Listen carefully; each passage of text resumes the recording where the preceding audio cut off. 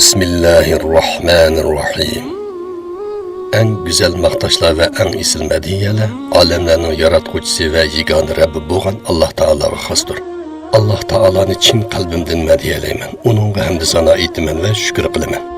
Haq dinni bizlarga yetkazgan suyimli payg'ambarimiz Hazrati Muhammad alayhisalomga durud, duo ve salom yo'llayman. Uning oila tavobatlariga, sahobalariga ve ta qiyomatgacha uning yo'lida mangadigan musulmon qarindoshlarga baxt saodat tilayman.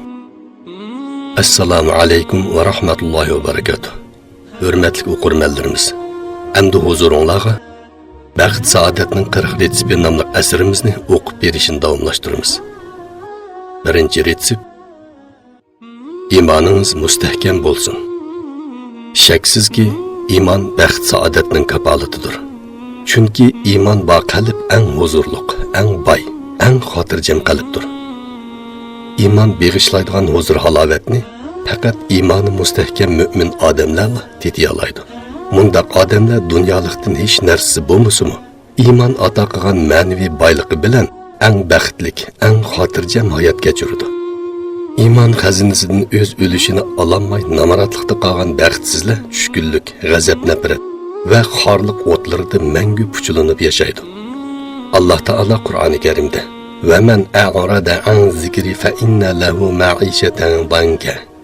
Yani kimki mening zikrimdan yuz o'riydi ekan, uning hayoti tor, ya'ni xotirjamsiz bo'ladi. İnsonni baxt saodatga erishtiradigan, uning nafsini poklaydigan, ruhini yuksaltiradigan, ko'nglini orom topqizadigan, uni qayg'u tashvishlardan jiroq qiladigan birdan-bir omil iymondir.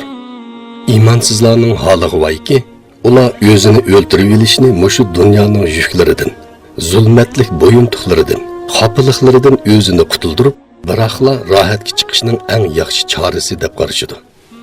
Saudiya Arabistonining mutafakkur ulamolaridan doktor Aiz Al-Qarni "G'am qilmang" nomli asrida mundaq deydi: uzun zamonlardan beri erishilgan mushaqqatli tajribalardan keyin aql o'zining yaralmishdagi asli nishoni bilan uchrashdi.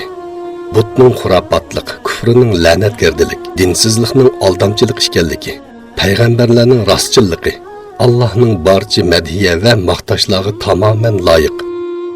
Har ishga qodir haqiqiy podshohligining ko'z yumg'ili bo'lmaydigan haqiqat ekanligi oydinlashgandan keyingi bugungi kunda dunyoning haqiqiy ravishda qanoat topadigan ve barliq aqidalarning Allohdan boshqa hech qanday iloh yo'q degan iymon bayrog'i ostiga jam bo'ladigan vaqti yetib keldi.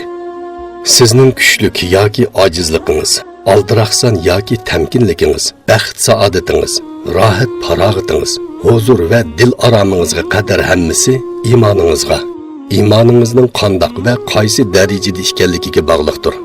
Chunki Alloh taolo aytganki: "من عمل صالحا من ذكر أو أنثى وهو مؤمن فلنحيينه حياة طيبة ولنجزينهم أجرهم بأحسن ما كانوا يعملون." Yani ayol müminlerden kimki yaxshi amallarni qilsa, biz uni albatta obdan yaşitimiz ve albatta ularning mukofotini qilgan amallarining eng yaxshisi bo'yicha beramiz. Mana bu iymonlik güzel hayat bulup, bu bizning ko'nglimizni Rabbimizning güzel va'dasiga qanoatlantiradi. İmanimizni kuchaytiradi, vijdonimizni o'yg'oq tutadi.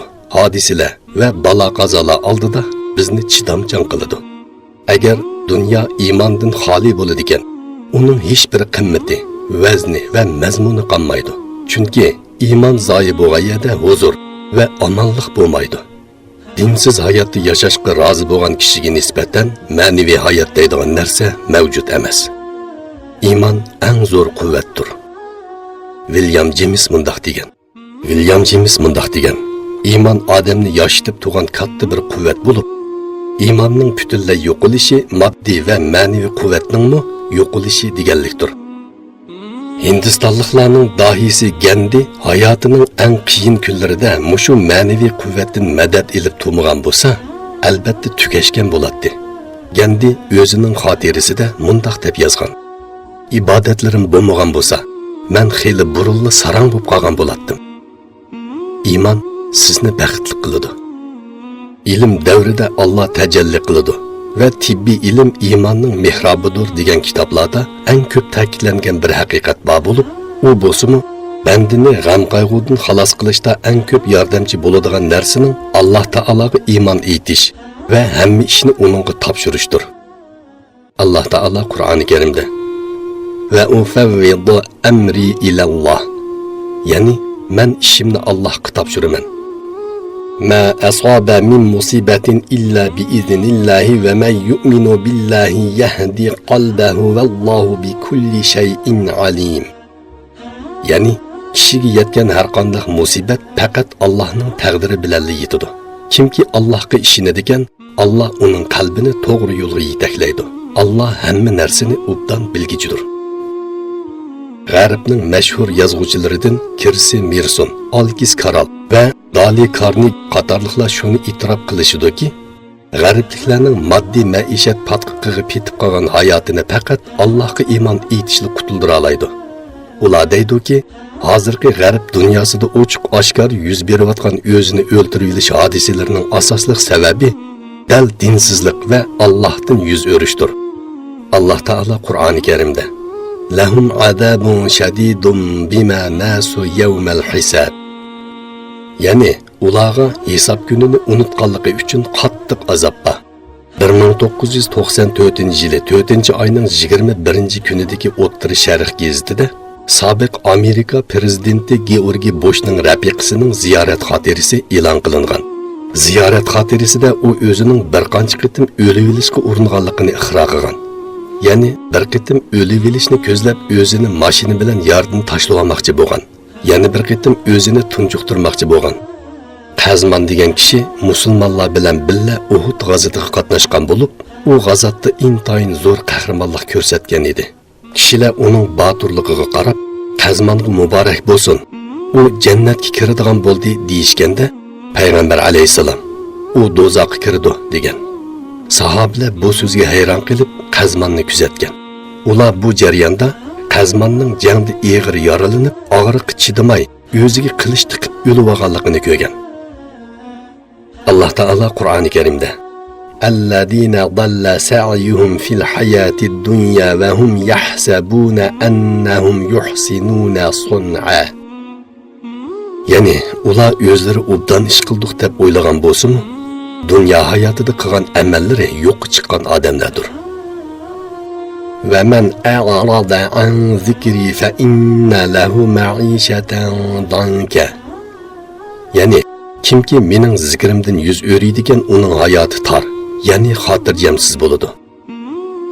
Haqiqatan musulmon odamning beshiga qanchalik cho'ng kelishmasliklar va xafaliklar kelsa-mu, u bunday ishlarga hargiz bosh egmaydi.